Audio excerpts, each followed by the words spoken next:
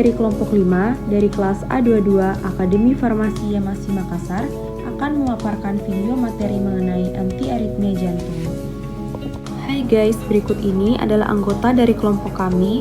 Yang pertama ada Fadia Febrianti Arif dengan NIM 22019AF. Yang kedua ada Erin Suryani dengan NIM 22017AF. Yang ketiga ada Putri Arifudin dengan NIM 22024AF. Yang keempat ada Aslami Lutfia Mulyana dengan NIM 22010AF. Yang kelima ada Alia Khairunisa dengan NIM 21005AF. Yang terakhir ada Dwi Amalia dengan NIM 22014AF.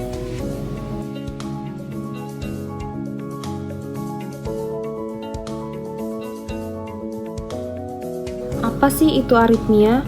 Aritmia adalah gangguan irama denyut jantung yang terjadi bila sistem konduksi listrik tidak berfungsi secara normal atau malfungsi. Malfungsi dapat menyebabkan perubahan denyut jantung, irama jantung, bangkitan impuls, atau konduksi sinyal melalui otot jantung. Pada keadaan normal dan istirahat, jantung orang dewasa akan berdenyut secara teratur antara 60-100 detak per menit. Aritmia ada dua macam, yaitu yang pertama takikardia dan bradikardia. Takikardia yaitu gangguan irama jantung cepat ditandai dengan jumlah detak jantung lebih dari 100 bpm. Sedangkan bradikardia yaitu gangguan irama jantung lambat yang ditandai dengan jumlah detak jantung kurang dari 60 bpm. Yuk kenali penyebab aritmia jantung. Tidak selamanya kondisi jantung bermasalah akan mengalami aritmia. Hal ini dikarenakan aritmia adalah gangguan jantung yang bisa menyerang siapa saja. Seseorang yang memiliki jantung sehat juga berpotensi terkena aritmia jika berada dalam kondisi sebagai berikut. Yang pertama yaitu pemakaian obat-obatan antara lain digitalis, quinidin, dan lain-lain. Yang kedua, penggunaan alkohol yang berlebihan. Yang ketiga, kadar hormon tiroid yang berlebihan. Yang keempat, tingkat oksigen darah yang rendah. Yang kelima, stres. Yang keenam, merokok. Yang ketujuh, gangguan keseimbangan elektrolit, contohnya yaitu hiperkalemia dan hipokalemia. Yang terakhir yaitu gangguan pada peraturan susunan saraf otonom yang mempengaruhi kerja dan irama jantung. Apa sih gejala dari aritmia? Beberapa gejala yang dapat timbul dan patut diwaspadai dari gangguan aritmia adalah sebagai berikut, yaitu peningkatan detak jantung atau takikardia, penurunan detak jantung atau bradikardia, pusing, pingsan, cepat merasa lelah, sesak nafas, dan nyeri di area dada. Bagaimana cara pencegahannya?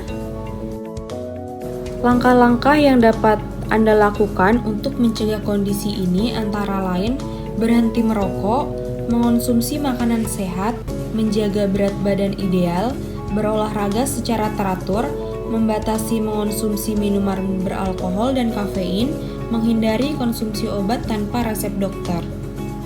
Selanjutnya yaitu pengobatan obat antiaritmia. Yang pertama ada antiaritmia golongan 1. Antiaritmia golongan 1 adalah sodium channel blocker yang bekerja dengan cara memperlambat konduksi listrik yang terjadi di jantung.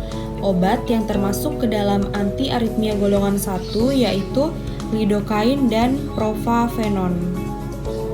Yang kedua ada antiaritmia golongan 2. Antiaritmia golongan 2 adalah penghambat beta yang bekerja dengan cara menghambat stimulasi tertentu dari sistem saraf ke jantung, sehingga jantung dapat berdetak lebih lambat. Contoh obat yang termasuk ke dalam antiaritmia golongan ini yaitu acebutolol, propanolol, dan atenolol. Yang ketiga, antiaritmia golongan 3. Antiaritmia golongan 3 adalah potasium channel blocker yang bekerja dengan cara mempengaruhi repolarisasi membran sel di jantung, sehingga detak jantung dapat menjadi lebih teratur. Contoh obat yang termasuk ke dalam golongan ini antara lain amiodaron dan sotalol. Selanjutnya, antiaritmia golongan 4. Antiaritmia golongan 4 adalah antagonis kalsium bekerja dengan cara menghambat kalsium masuk ke sel jantung. Contoh obat yang termasuk ke dalam antiaritmia golongan 4 yaitu verapamil dan diltiazem.